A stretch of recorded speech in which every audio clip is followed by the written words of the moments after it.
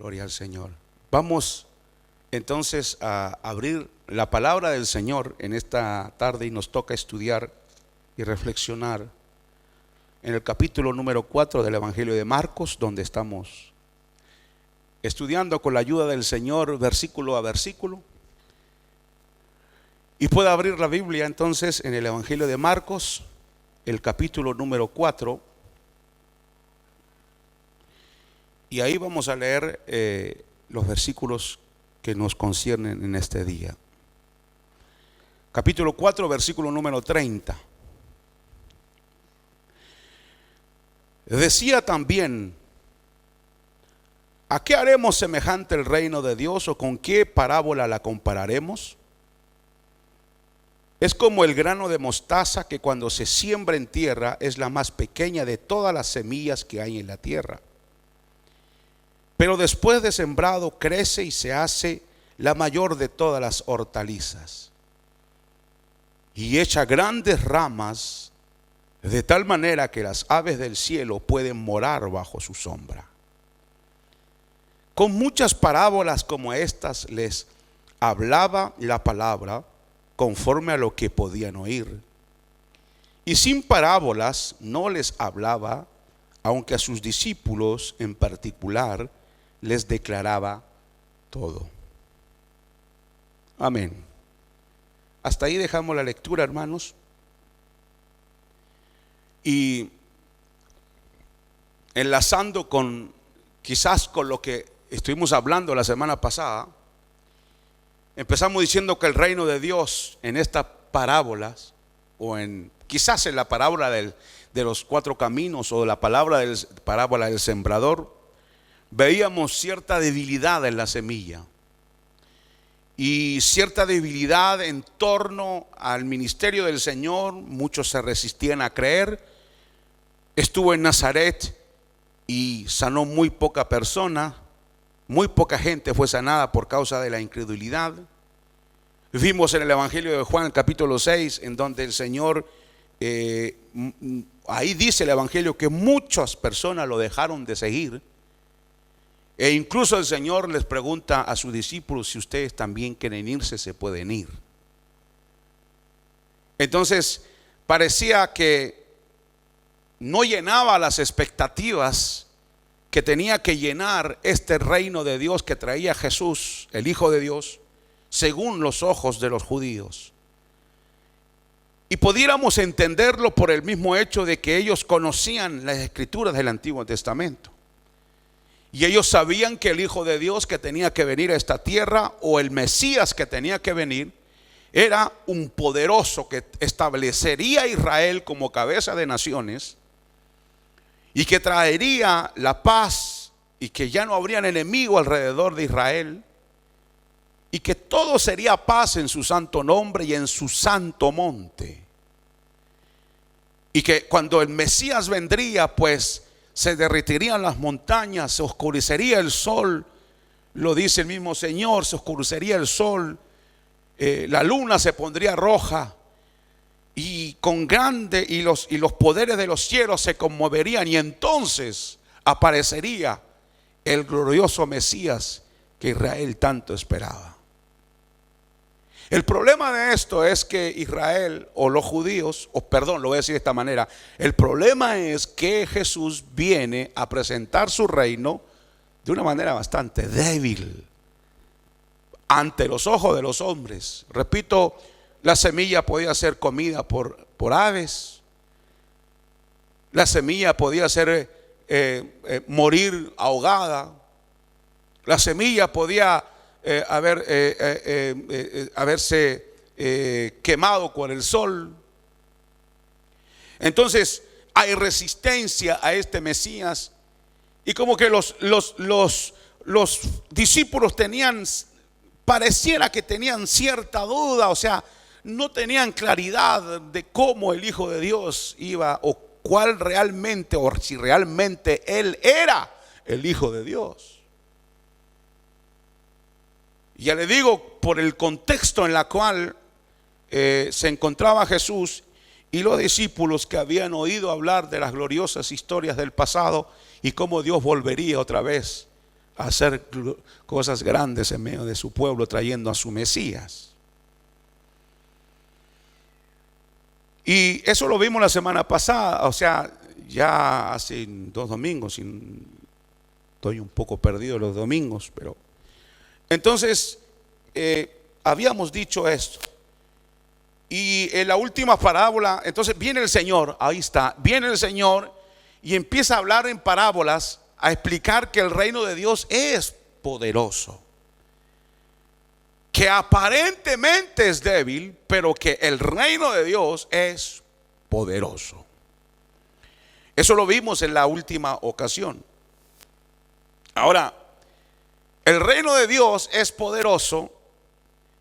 Quizás usted no tiene conciencia de eso, o quizás sí, el mundo tampoco tiene conciencia, y a veces los cristianos no tienen conciencia de esto, de que el reino de Dios es poderoso.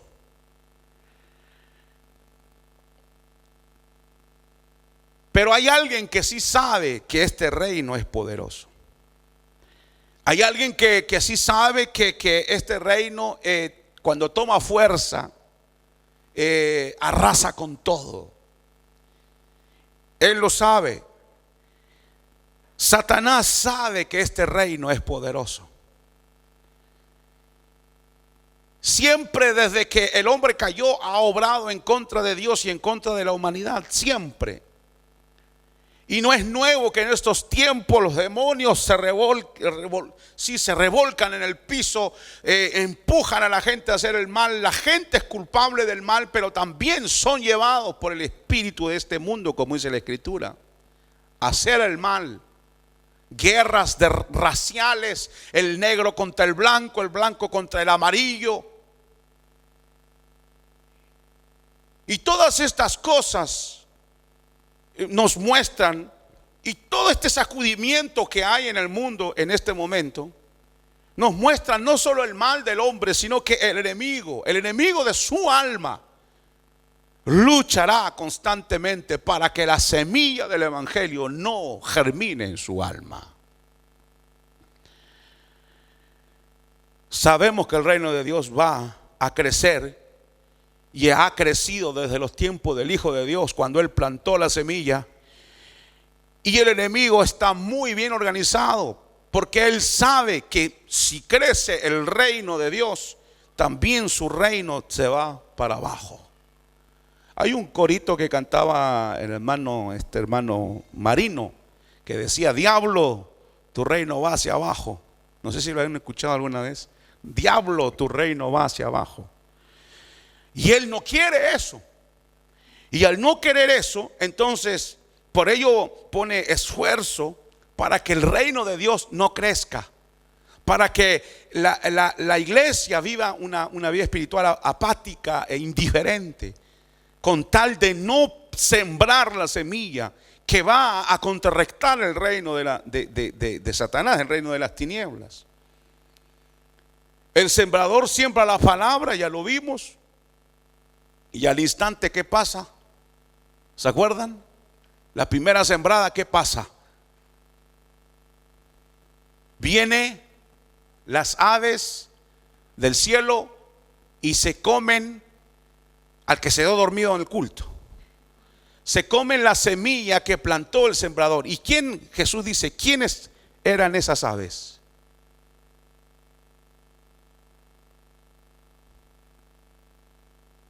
Los agarré. No han estudiado la lección. ¿Quiénes eran esas aves? ¿Quién eran esas aves?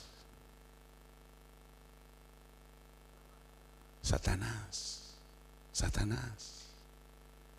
Satanás viene y se come. Fíjense, ¿quién es el enemigo de las semillas? Satanás. Es el enemigo del reino de Dios. Y por eso es que dice que la primera sembrada, vienen las aves del cielo y se la comen. Al instante viene y se la come. Otros enemigos, que el mismo enemigo en muchas ocasiones crea. Acuérdense la vida de Job. ¿quién hizo que murieran sus hijos? Fue Satanás. Entonces, ¿cuál es el otro enemigo de esta semilla o del reino de Dios? La semilla del reino que da vida a nuestro corazón, la palabra de Dios, pero también está la semilla del reino en el sentido de los valores del reino de Dios que se van expandiendo por todos lados. Entonces, al instante viene el enemigo y se la come. ¿Y cuál es el otro enemigo? Él lo dice, el Señor lo dice ahí en el capítulo 4, aquí en Marcos: la aflicción, la persecución organizada por Satanás para que la semilla no dé fruto. Las preocupaciones del mundo, el engaño de las riquezas, los deseos de los demás, cosas que entran y ahogan la palabra de Dios y se vuelve estéril. Entonces, hermanos, le voy a decir esto: aunque usted esté ahí bien sentadito, tranquilito, y no vuele ni una mosca alrededor de usted, estamos en una guerra a muerte contra las tinieblas. ¿Oyeron? Estamos en una guerra a muerte, a una opresión que el enemigo pone contra el reino de Dios, y lo ha puesto durante todo el tiempo que la iglesia ha estado en esta tierra. Y las generaciones pasadas también han vivido ese choque de poderes. El mismo Hijo de Dios lo vivió en el desierto. Y ahora nuestra generación igualmente, hermanos. Ojalá las iglesias se cerraran, ojalá no hubieran culto, ojalá la gente se apartara del Señor, ojalá la Biblia no la lean, ojalá que no se haga nada de esto. Satanás sabe que su peor enemigo es el reino de Dios. Él lo sabe. Y por eso trae apatía y trae pesadez.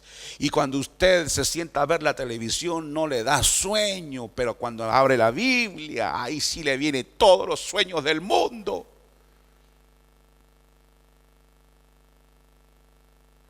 Y le pica la espalda, y le pica la cabeza, y le pica el pie, y cierra y dice: mejor lo voy a leer más tarde. Me contaban unos hermanos me dijeron: hermano, hicimos una célula en la semana y antes de empezar la célula hubieron 1000 problemas antes de hacerla. Es que sería bueno que abriéramos los ojos bien abiertos y de una vez nos convenciéramos que el enemigo suyo no es el hermano que está al lado suyo o el que está atrás. El enemigo nuestro es Satanás, el príncipe de la potestad del aire. ¿Usted no cree que está haciendo su trabajo para detener la iglesia de Cristo? ¿Usted no cree que está obrando él? Por supuesto. Y la lucha más grande es que esa semilla plantada en el corazón de cada uno de nosotros no dé fruto. Y le va a poner 1000 cosas. Y le va a traer 1000 cosas. Y va a hacer de todo. Pero está la gracia de Dios. Está el Espíritu Santo. Invocarán mi nombre y yo les responderé. Hay una batalla, sí. Pero el Señor promete ayudarnos. Y de que la vida de Dios en nosotros va a dar fruto, le guste o no le guste a ese enemigo que tenemos. Fíjense que la Biblia le dice el enemigo de tu alma. Él no es enemigo de tu dinero, no es enemigo de tu ropa, es el enemigo de tu alma. Él sabe que el alma es eterna. Así que él no apunta tanto a que quitarte esto, quitarte, pero tu alma, él sabe que el alma es eterna. Él lo sabe. Por eso es que se esfuerza tanto, y el Señor muestra en las parábolas que el enemigo trata y seguirá tratando y buscará estrategias de 1000 maneras desanimarnos. Hay una palabra que me dio vuelta toda esta semana en la mente, y es la palabra desaliento. Las palabras más antiguas: aliento, de alma, el hálito que hay en nosotros, la vida. Desaliento, sin aliento, es decir, sin fuerza, sin ánimo, sin vida. Si usted ve la historia de Israel, encontrará que en muchas ocasiones Israel vivió desaliento. Desaliento. ¿Está consciente usted que está en una batalla? ¿No es cierto? Debemos estarlo, hermanos. Ahora, a pesar de todo esto, y es más, si usted lee Hebreos, en la epístola de los Hebreos capítulo 11 va a encontrar que este enemigo de esta semilla dice que persiguió con azotes, encadenó, puso en la cárcel, aserrados, los aserró, los mató, los afligió, los maltrató de toda clase de males, dice, de tal manera que vivían en desiertos, en montañas, en cuevas, en cavernas, que el mundo no era digno de esos hombres y mujeres de Dios.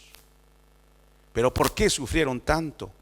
¿Por qué el cristiano tiene que sufrir tanto? ¿Por qué tiene una batalla tan terrible?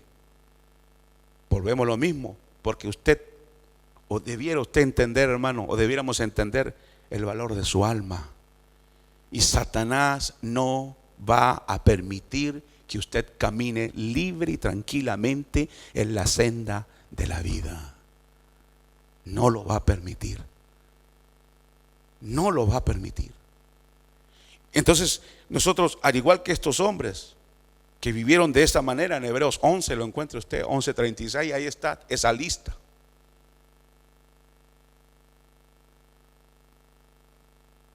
Satanás ataca a los sembradores de esta semilla. Los ataca a todos. A Pablo lo atacó, a Jesús lo atacó, a Esteban lo mató, a pedradas, a Jacobo lo mató a espada. Herodes lo mató, dice, el pastor de la iglesia en Jerusalén. El enemigo ataca a aquellos hombres y mujeres que están comprometidos con Jesús para sembrar esta semilla. Y los ataca y los va a atacar porque Él no quiere que sembremos la semilla. ¿Por qué no quiere? Porque Él sabe que representa un reino contrario al suyo.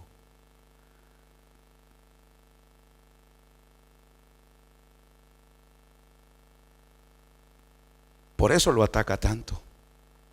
Ahora, si usted no siembra, solo que siembra cizaña, pues nunca va a tener problema. Pero si usted siembra la buena semilla, entonces usted va a ser un blanco de Satanás. Va a ser mire, hermano, le voy a decir esto, no se asuste. A veces en nuestra propia familia tenemos enemigos. No en el sentido abierto, así te voy a matar, no.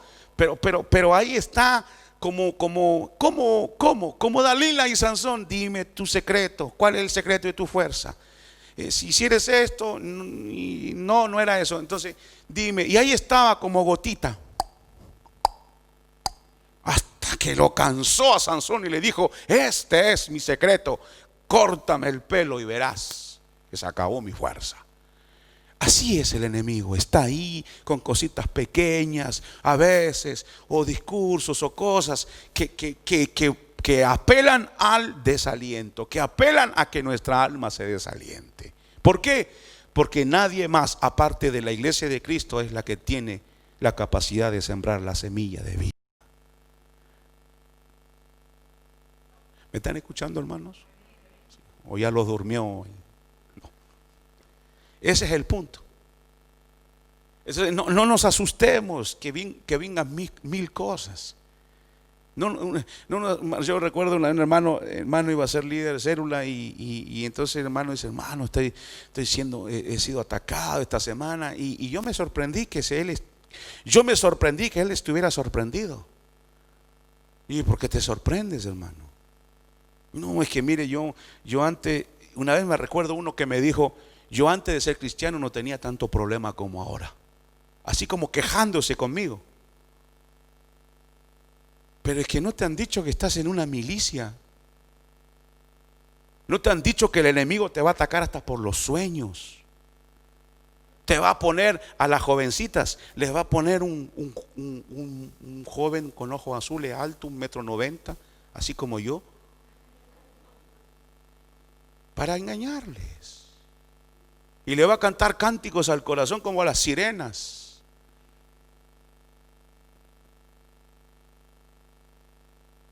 Sí, hermanos, que esa es la realidad de la iglesia.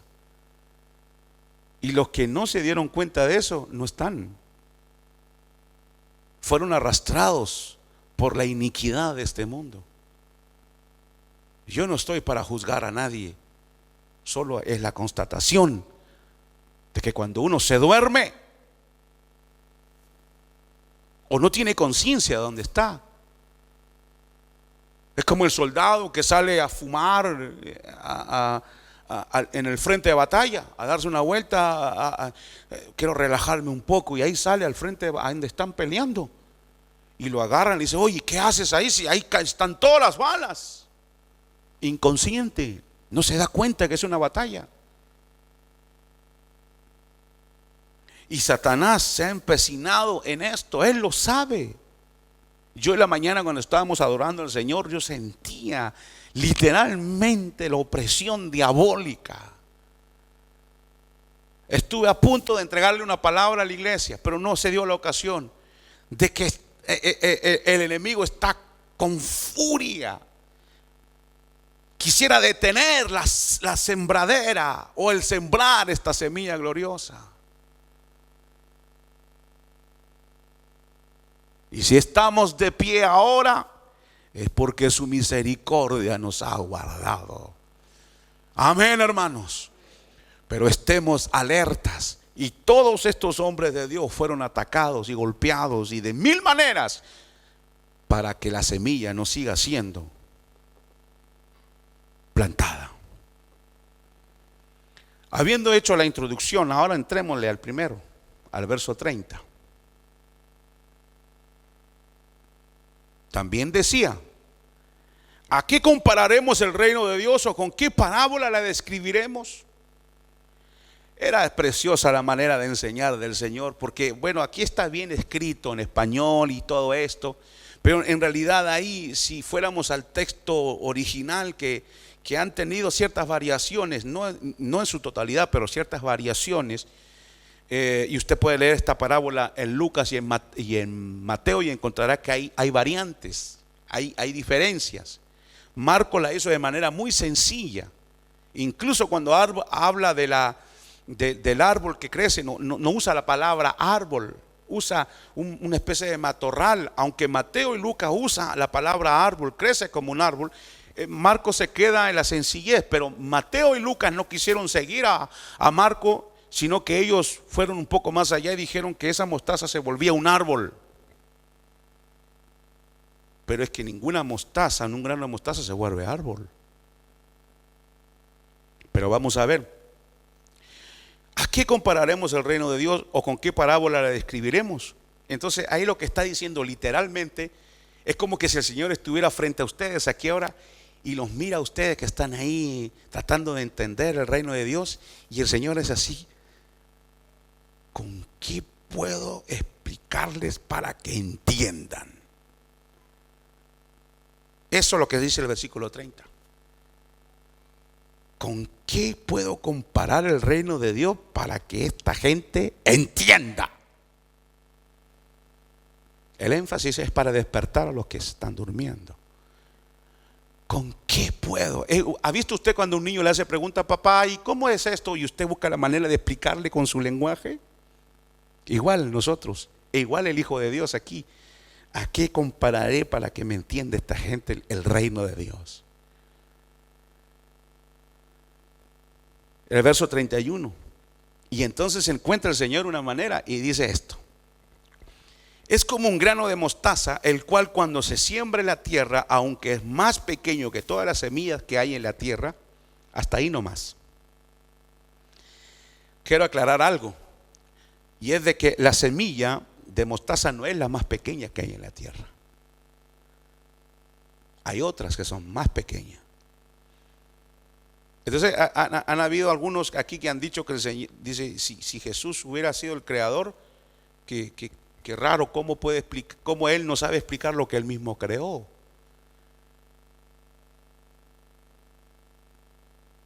Y es verdad que no es la semilla más pequeña. Y Él lo dice ahí, es como un grano de mostaza, el cual cuando se siembra en la tierra, aunque es más pequeña que todas las semillas que hay en la tierra, no es la más pequeña. hay otras más pequeñas.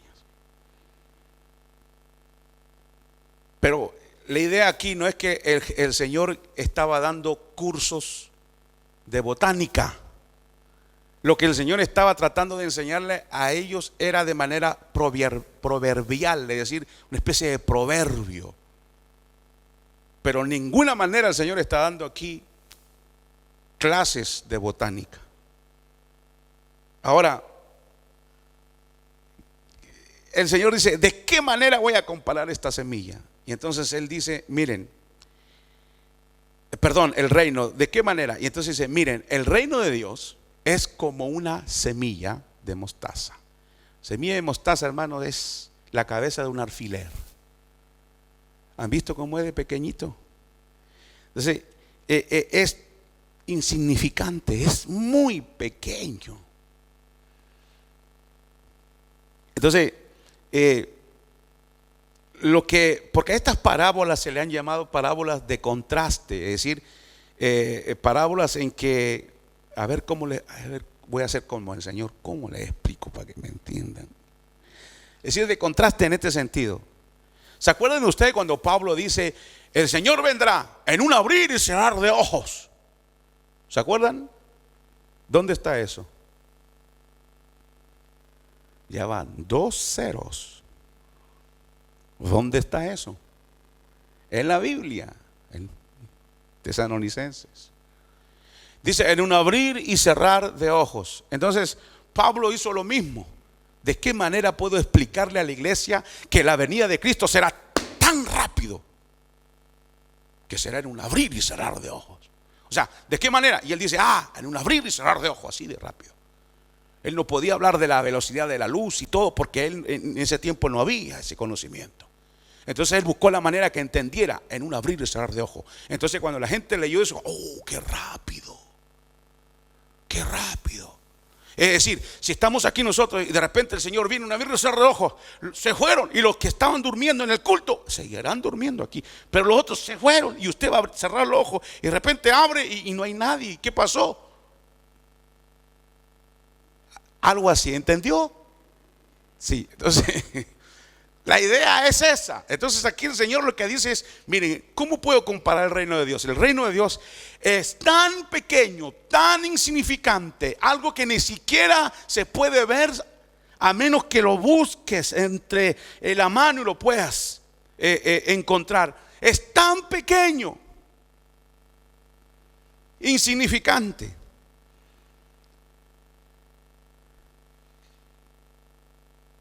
Pero vea el verso 32. Sin embargo, cuando es sembrado, crece y llega a ser más grande que todas las hortalizas y echa grandes ramas, tanto que las aves del cielo pueden anidar bajo su sombra. Entonces, escuche bien esto, hermano. Los especialistas de las parábolas, los que entienden toda lo que es la cultura semética, entienden de que esta parábola no la debemos nosotros explicar con nuestro pensamiento occidental. Lo voy a explicar así. Para el judío en ese momento, a él no le interesaba los por medio de la cosa, es decir, está la semilla y luego, bueno, pasan 100 años, 200, entonces las cosas van a ir avanzando así, después el árbol va a crecer 1 metro, 2 metros, 3 metros, 4 metros, etcétera, etcétera. Para el oriental en esos tiempos, lo que le interesaba a él era A y B, nada más. Por eso que el Señor le dice, miren, yo le voy a mostrar cómo es el reino de Dios. El reino de Dios es comparable a una pequeña semilla y que crece tremendamente. Contraste entre lo pequeñito y lo grande. Podían crecer 1,50 m de alto. Lo máximo que podían crecer estas hortalizas, incluso hasta 3 metros, incluso 5 máximo, pero no más. Pero vea, una semilla que apenas se ve al lado de una hortaliza que mide 2 metros. ¿Ven el contraste? Qué grande, qué pequeño, qué grande. Entonces, así pensaba el oriental, de esa manera. Por eso que el Señor le da esa parábola. Ahora, ¿A qué compararemos? ¿Cuál es la pregunta? El verso 30. ¿A qué compararemos qué? El reino de Dios. ¿De quién estamos hablando? De Dios, del Todopoderoso, el Dios de dioses. Sempiterno es su reino, dijo Daniel, eterno por los siglos de los siglos. Y viene el Señor y dice: miren, ese gran Dios tiene un reino que empieza como una semilla insignificante.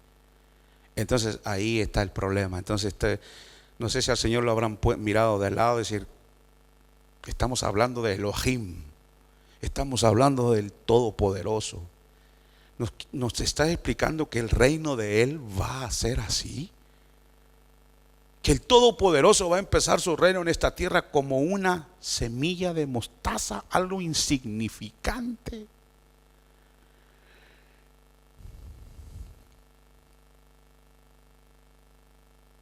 Algo miserablemente pequeño. ¿Eso es el reino de Dios? Que no vienen relámpagos, truenos y ángeles del cielo con trompetas. Si abre la Biblia, abra la Biblia conmigo ahí en Lucas 13. Lucas capítulo 13, porque esta parábola, el de Lucas 13, no está en Marcos. No está en Marcos. Capítulo 13 de Lucas. 13 de Lucas, verso 20. ¿Ya lo tiene, hermano? ¿Sí? ¿Llegaron ahí? Bien. Verso 20. Y volvió a decir: ¿a qué compararé el reino? Porque arribita está la semilla, el grano de mostaza. Pero esta de la levadura no está en Marcos. Pero nos ayuda a entender también. Dice, volvió a decir: ¿a qué compararé el reino de Dios? Es semejante a la levadura que una mujer tomó y escondió en 3 medidas de harina hasta que todo hubo fermentado. Hermano, si usted lee sobre parábola va a encontrar muchas disparates en cuanto a interpretaciones.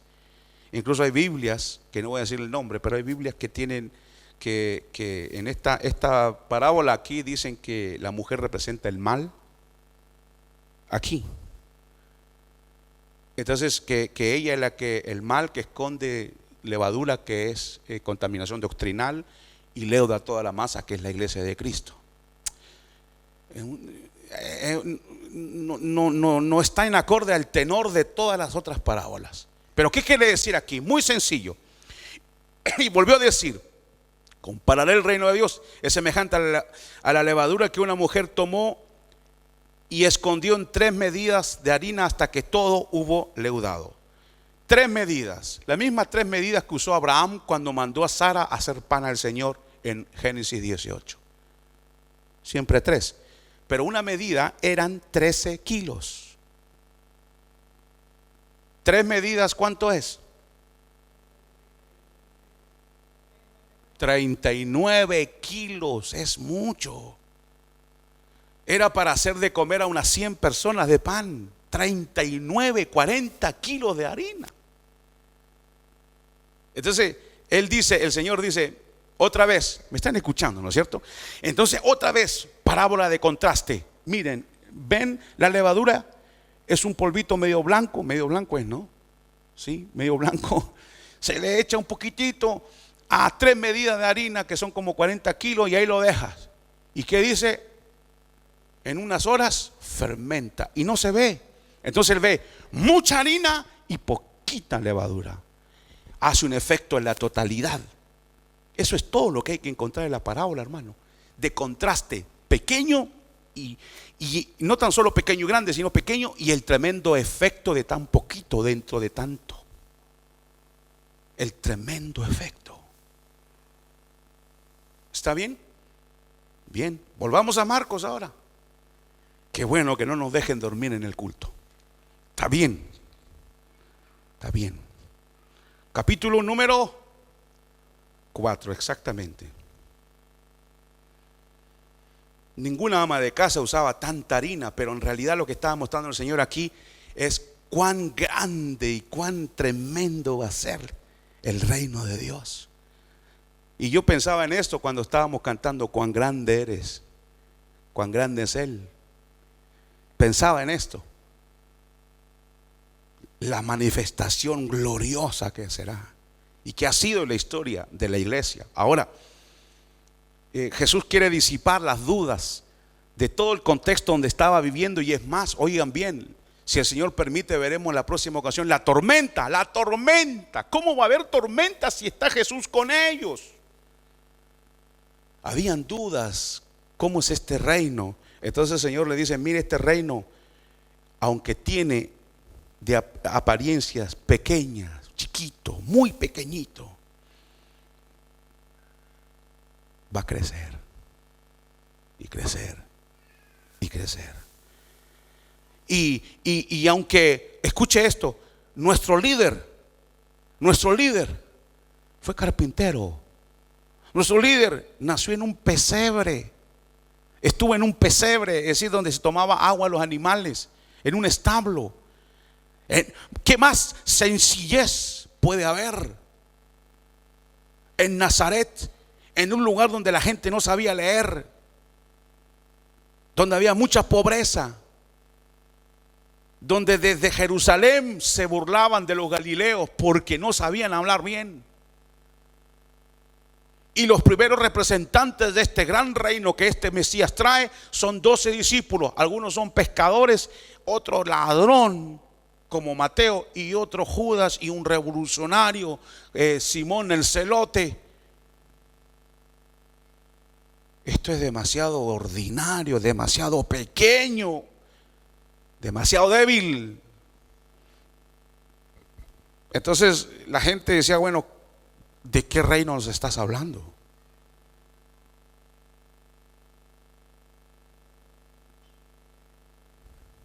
Es lo que dice Pablo a los Corintios: mirad entre vosotros, ¿cuánto hay aquí? ¿Cuántos de ustedes han sido ministros de Estado en este país? Levante la mano.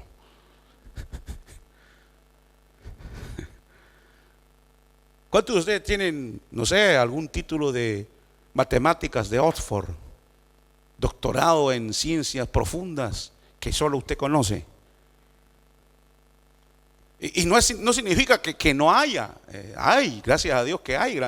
Pablo no dice que no hay ninguno grande, dice: hay pocos grandes, porque lo necio escogió Dios, lo menospreciado, lo que no es, para deshacer lo que es. Miren, en donde está el presidente de la República, en el Palacio del Eliseo, se arrancan los pelos porque no saben cómo y qué y de qué manera, y aparecen en las cámaras con sonrisa y todo, pero eso están así son los políticos. Nosotros sabemos lo que viene, nosotros sabemos el futuro, nosotros sabíamos que esto iba a acontecer y que va a seguir aconteciendo cosas, nosotros lo sabemos, ellos no lo saben. ¿Qué viene ahora? Pues ahora va a venir el Señor y se va a llevar a su pueblo. Sí, gloria a Dios. Y usted dice: no puede ser, yo soy muy pequeño, no puedo saber el futuro. Claro que lo sabe, se lo estoy diciendo, pero ellos no lo saben, ni lo entienden. Vea el verso 32. Tanto que las aves del cielo, crece tanto que las aves del cielo anidan bajo su sombra. Crece tanto, esta pequeñita semilla crece tanto que pueden venir aves del cielo y anidar. Anidar, estar ahí un tiempo, un cortito tiempo, quizás 1 hora o 2, y irse. Pero en el árbol de Mateo, en esta misma parábola, ya es un árbol, entonces sí pueden hacer nidos que estén constantes ahí. Pero en el pequeño arbusto o hortaliza de Marcos podían estar, pero quizás no tanto tiempo. Pero en el caso de Lucas y Mateo, pues eran árbol, creció como un árbol. Ahora quiero decirle esto, y aquí está el punto central. Ahora sí, ponga atención a lo que voy a decir, porque aquí está la clave de todo esto. ¿Está bien?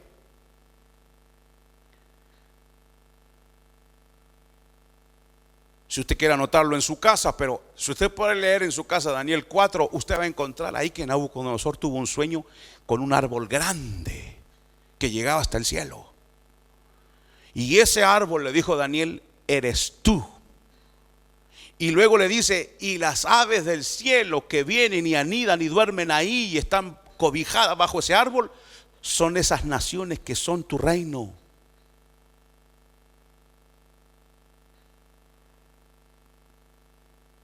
Ese es el árbol que viste, le dice Daniel en tu sueño. Ahora, anote esto también, no lo lea, yo se lo voy a leer, pero anote en Ezequiel 17. Escuche la profecía que viene.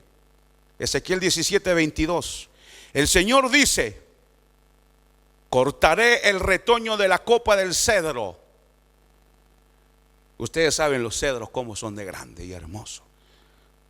Cortaré, dice, la copa, un retoño. Arrancaré un brote de las ramas más altas y lo trasplantaré en un cerro elevado. Lo plantaré en un cerro elevado de Israel, donde crecerán sus ramas y producirá fruto. Se convertirá en un magnífico cedro, en cuyas ramas anidarán todo tipo de aves y vivirán bajo su sombra. Entonces todos los demás árboles del bosque sabrán que yo, el Señor, corto al árbol grande y hago crecer al pequeño. Seco al árbol verde y hago florecer al seco. Todos sabrán que yo, el Señor, lo he dicho y lo cumpliré. Ezequiel 17, lo puede leer en su casa. Esta profecía los judíos la conocían de memoria. Sabía que un día Dios iba a hacer retoñar a Israel como nación, que iban a sacar un retoño en parábola de un cedro grande y lo iba a plantar en un monte en Israel para que vuelva a florecer otra vez Israel. Eso lo conocían de memoria ellos. Pero Jesús sorprende, porque esos judíos conocen esta parábola que está en esta profecía que está en Ezequiel. Pero el Señor sorprende, oiga, y dice el Señor: el reino de Dios es semejante a un grano de mostaza. ¿Qué? Espérate. ¿Qué no dice Ezequiel que es un árbol grande, un cedro grande, que de ahí se va a sacar otro y se va a plantar en un gran monte en Israel y crecerá, y aves del cielo, que ahí significa naciones, vivirán bajo la sombra de Israel? Israel será el centro y los demás estarán como aves cubiertas de abajo. ¿No es un cedro? Y el Señor dice: no, es un grano de mostaza. A mí me gusta el Señor porque el Señor es tremendo cuando Él enseña. Yo cuando leía esto me sonreía. Cedro, un grano de mostaza. ¿No crees tú que es demasiado sencillo y simple tu reino que estás trayendo? No se parece a la profecía de Ezequiel. No hay continuidad, querido Jesús, entre un grano de mostaza y un cedro. No la hay.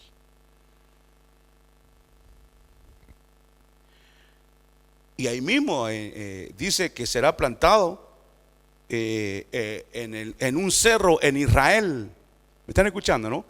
Será plantado en un cedro en Israel. Israel será una tremenda nación, etc. Y las aves, que son las naciones, estarán bajo su sombra. Las plantaré en el elevado Israel, en un cerro en Israel, en manera elevada, para que todo el mundo vea. Pero si usted lee la semilla de mostaza aquí, ¿dónde la plantó el sembrador?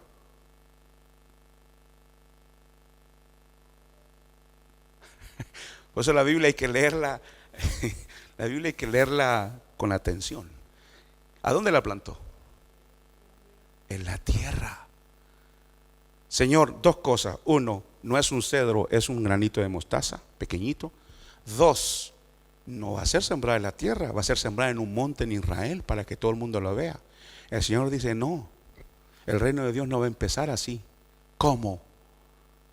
¿Que Israel será restaurado al final? Sí, pero antes de eso va a haber otra cosa. ¿Qué cosa? Que el reino mío va a ser sembrado no en un monte. Acuérdate la samaritana, no es en este monte ni en este monte donde se adorará, sino que se adorará a Dios en espíritu y en verdad, donde quiera que se encuentren. ¿Qué significa entonces que sea sembrado en una tierra? En la tierra habla de universalidad.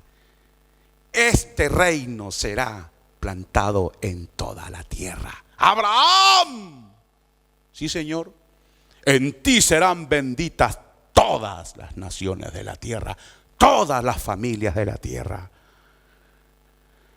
O sea que lo que está diciendo el Señor a Israel: Israel, te quiero decir esto, tú no eres el único que va a ser salvo, sino que yo llamaré a los pájaros del cielo, que son otras naciones, para que se aniden bajo mi reino también.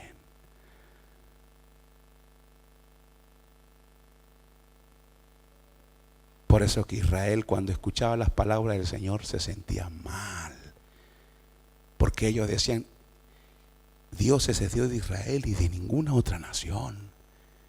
Pero Dios dijo: no. Jesús dijo: es un grano de mostaza y va a ser sembrado en la tierra, que es en toda la tierra, no solo en Israel.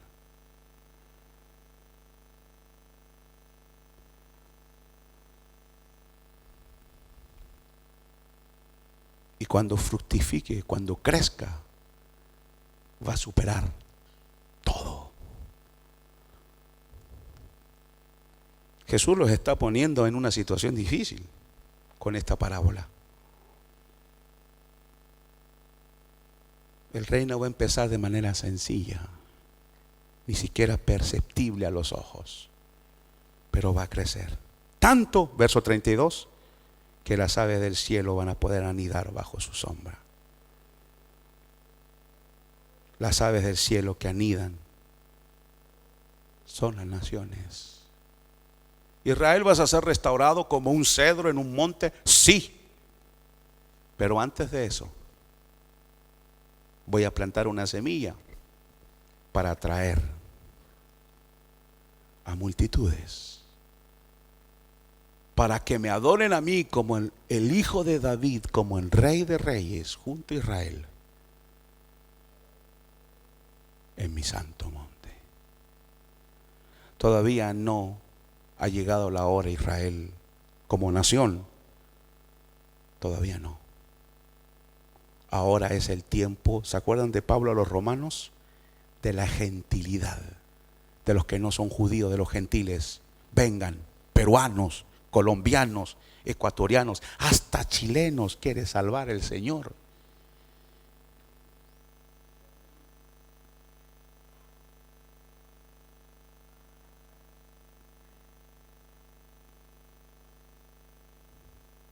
Y aunque la semilla parezca sencilla, y lo es, su final va a ser algo extraordinario. Va a llenar toda la tierra. Y el conocimiento de Jehová, dice, llenará la tierra como las aguas cubren el mar. O la tierra, o la mar cubre la tierra. Entonces, la bendición, le quiere decir el Señor, de la semilla del reino, va a extenderse a todas las naciones de la tierra. Y así ha sido, hermano, la influencia social de la iglesia. Ha beneficiado al mundo en muchas maneras, espiritualmente, económicamente, culturalmente. El reino de Dios ha influenciado en esta tierra y ha crecido en esta tierra.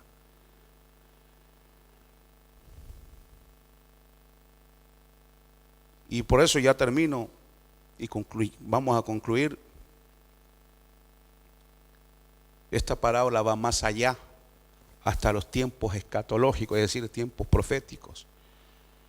Por eso dice: lo plantaré en un cerro elevado de Israel. Un día Dios restaurará a Israel como nación. Pero ahora Él está salvando a su pueblo, que es su iglesia.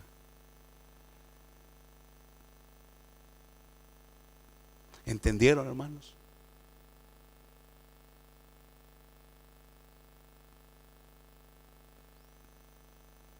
Por eso el mensaje de hoy día se llama la semilla insignificante.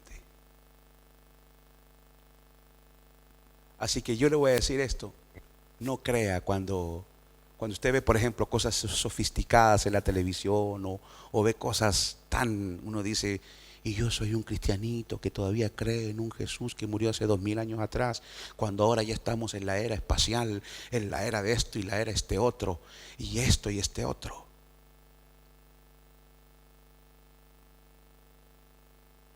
Esta mañana en la Santa Cena se leyó Apocalipsis y dice: toda tribu, de toda lengua, toda tribu, toda nación adoraban al Cordero de Dios.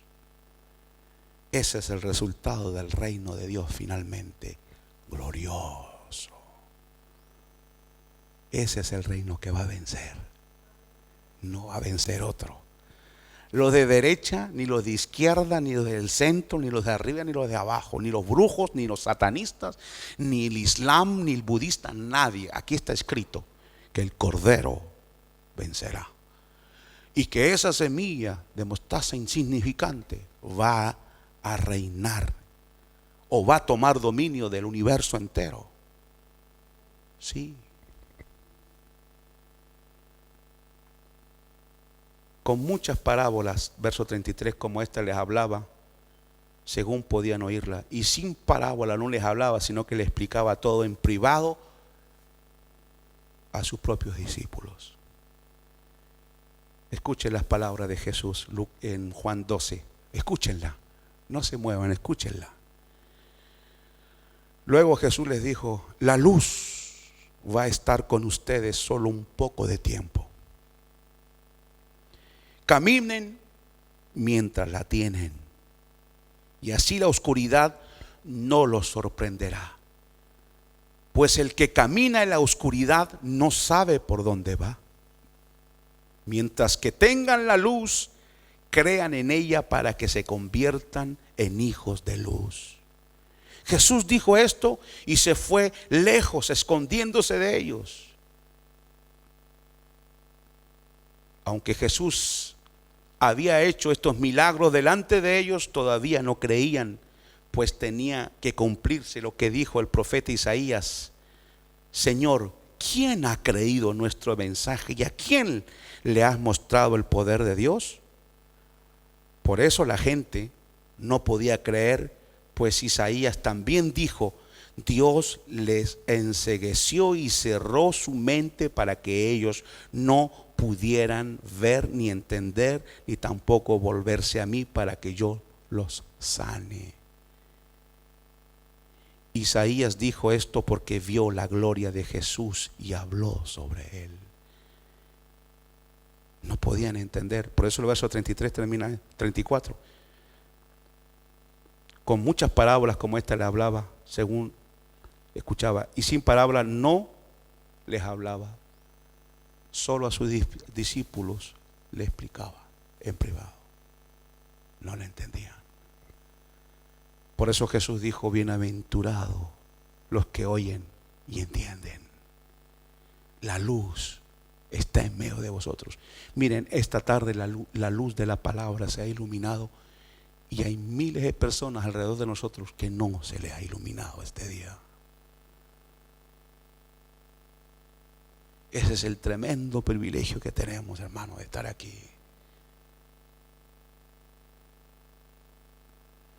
Esta pequeña semilla parece imposible crecer en un mundo lleno de violencia e injusticia, pero está creciendo.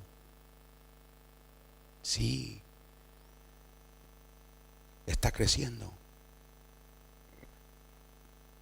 Va a llegar la hora en que va a crecer de tal manera que Efesios 1 dice: Jesús va a reunir todo, o sea, el Señor va a reunir todas las cosas en Cristo, tanto los que están en los cielos como los que están en la tierra. Miren hasta donde llega la restauración, hasta donde llega esta planta. Dice que restaurará las cosas que están en los cielos. Es algo cósmico igualmente. Una semilla que no se ve, el contraste con el tremendo resultado. Un poquito de levadura con 3 medidas y toda la masa. El grano sale del fruto. El grano sale el fruto de principio a fin. Se sembró, ahí está todo. Siembre usted una semilla de manzana, ahí está el árbol metido adentro. Se sembró el reino de Dios, ahí está todo. Es cuestión de tiempo para que crezca y tome dominio de todo. En lo más pequeño, pero ya está activo. La hora de Dios ya viene, mas ya ha comenzado. ¿Cómo? Sí, un día va a venir la hora de Dios donde Él va a tomar la rienda, pero ya empezó. ¿Cuándo? Cuando Jesús sembró la pequeña semilla de mostaza. Ya empezó la hora. Va a llegar a su colmo un día.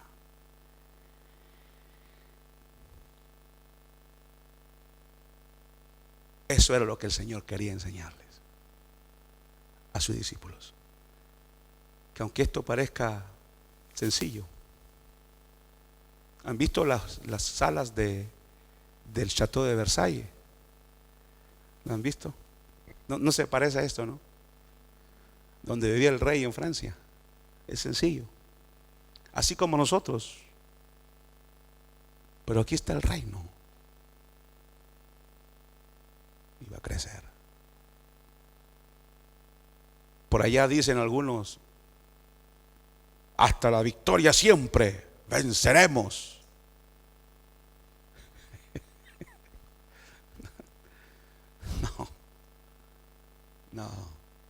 No son los hombres que van a vencer. Nosotros sí podemos decir: hasta la victoria siempre venceremos. No, ¿qué digo? Somos más que vencedores. Gloria a Dios. Vamos a orar. Darle gracias a Dios. Señor, gracias te damos por esta semilla insignificante para los hombres. Y aunque en tu tiempo, Señor, pensaban que tu reino vendría de una manera extraordinaria, golpeando las estrellas, moviendo los cielos, sin embargo tú dijiste: no, vendrá como una semilla de mostaza. Pero esa grandeza final, esa manifestación gloriosa del Hijo de Dios, al final de los tiempos, la Biblia dice que así terminará el reino. En una manifestación gloriosa, que finalmente sí se manifestará. Vendrá, dice Apocalipsis, el Hijo de Dios sentado en un caballo blanco. En su muslo estaba escrito: Rey de Reyes, Señor de Señores. Y viene y juzga la tierra con justicia. El Verbo de Dios regirá a las naciones con cetro de hierro. Ahí está en su plena manifestación la hortaliza, en su plena manifestación la bendición del reino de Dios, ya visible, aunque por ahora es visible primeramente en nuestro corazón y es visible a través de la vida espiritual que nosotros llevamos a través de las obras.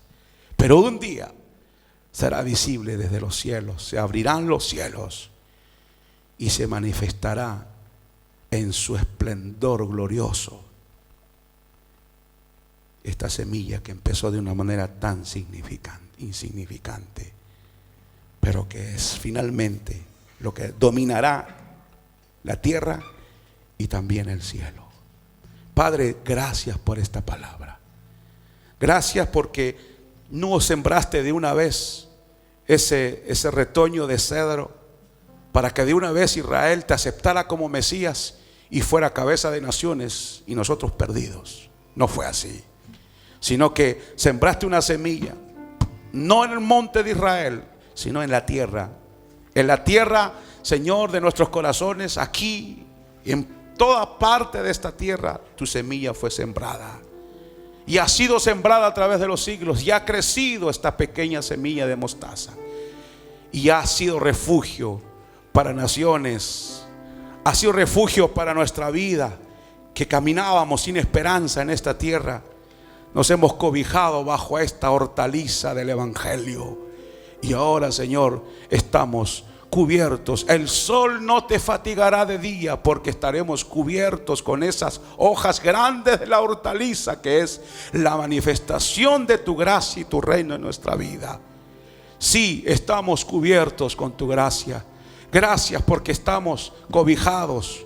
No estamos solos, ni somos huérfanos. El Espíritu de Dios trae sus alas gloriosas para podernos cubrir con su gracia.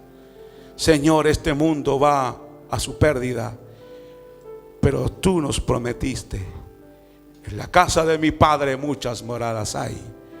Me voy a preparar morada para vosotros.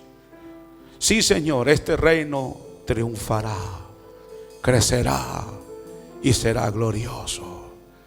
Bendito sea tu nombre por tu palabra, por la esperanza que tenemos en Cristo Jesús.